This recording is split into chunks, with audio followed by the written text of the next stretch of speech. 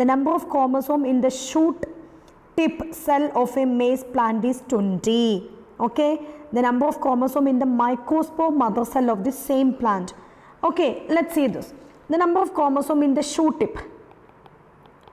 How a shoot tip is developing from the zygote, right? So shoot tip will be 2n, that will be 20, already given in that question.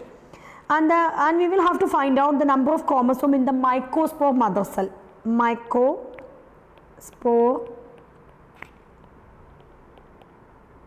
mother cell. What is meant by mycospore mother cell? Mycospore mother cell is a diploid cell which will produce mycospore or pollen. Okay, so mycospore will be haploid, mycospore mother cell will be diploid. So diploid, that means 20. Shoot tip is diploid, that is 20. Mycospore mother cell will be 20. So here the answer will be A. Clear, students? So the answer of this question is A, 20.